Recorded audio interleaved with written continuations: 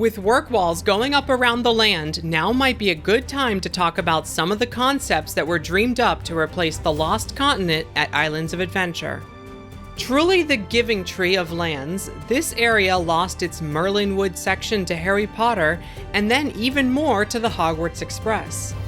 A massive land that once had 4 attractions now has none that are operating. Let's talk about 5 never-built replacements for the lost continent and what its future could hold.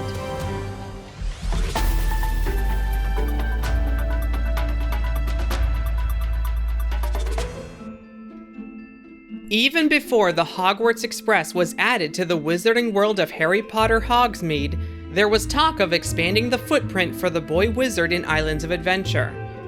Rumors say that even Diagon Alley itself was initially conceived to be located there, connected to Hogsmeade, but it made more sense thematically, and financially, to place it in the other park connected by the train. Instead of Diagon Alley, concepts for a Shrieking Shack walkthrough attraction and a Whomping Willow-themed flat ride were floated.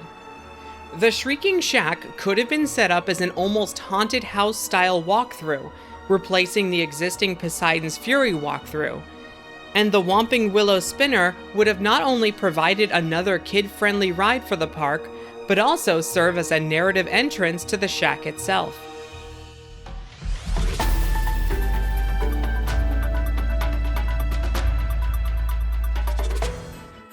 In a move that would have continued the snow-capped roofs of Hogsmeade into the next land, there were rumors of Universal building a Christmas land. On the side closest to Harry Potter would sit a Christmas village, populated with various Rankin Bass characters like Frosty the Snowman and Rudolph the Red-Nosed Reindeer. The company had recently acquired these characters when they purchased DreamWorks Animation, which owns the back catalog of the beloved holiday specials. Perhaps the Sinbad Theater could have even been repurposed for a show featuring these stories. On the other side of the land, the section closest to Seuss Landing, would sit a massive and imposing Mount Crumpet from How the Grinch Stole Christmas. The idea of a Mount Crumpet Matterhorn-style roller coaster was initially being dreamt up for the park's opening, but was cut. The attraction would have us riding on the Grinch's sleigh through different parts of the story before a thrilling ride down the mountain, just like in the book and the films.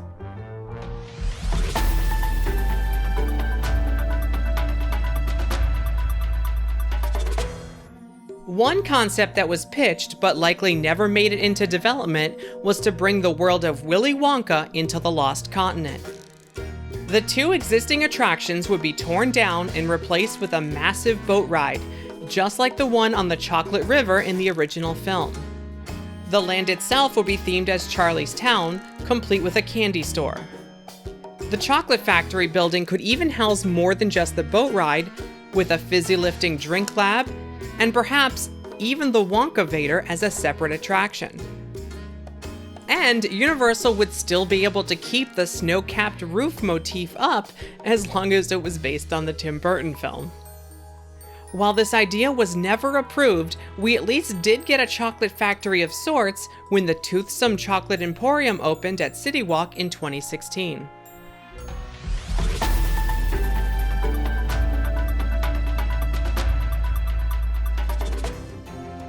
Before making its way to Universal Orlando's upcoming Epic Universe, there were rumors that How to Train Your Dragon's Berk was going to replace the Lost Continent in Islands of Adventure. And hey, at least this one is actually based on an island. Just like the land we're rumored to be getting with Epic Universe, this one would have featured a stage show retheming the existing Sinbad Theater. And it also could have received a roller coaster where you get to ride on a dragon. But in this case, it might have been an indoor family-style suspended coaster like the attraction in Motion Gate Dubai.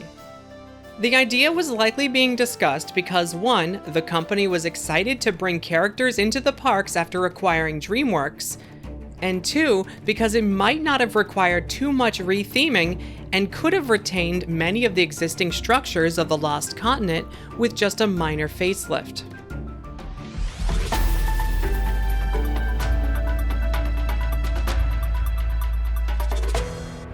And of course, one of the most rumored replacements for what's left of Lost Continent has been for The Legend of Zelda.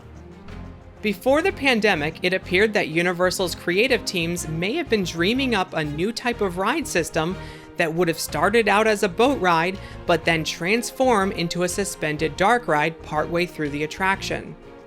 Patented as hybrid ride vehicle systems and methods, this concept could have been placed in a massive ride building that may have taken up the space currently occupied by both Poseidons Fury and the Sinbad Theater. Mythos Restaurant and the market areas would be lightly rethemed to match the style of the video game series, but most of the work will be done on the attraction itself. It's rumored that this idea was shelved at least until after Epic Universe opens, which will contain Orlando's first Super Nintendo world. Only after that was the company going to consider adding additional Nintendo properties to the Orlando parks. With work walls now up around Poseidons Fury, many have jumped to the conclusion that that means we're getting the Zelda ride now. But I wouldn't be too sure. Poseidons Fury may just be preparing to reopen for the first time since its temporary closure a year ago, and is receiving some general refurbishment.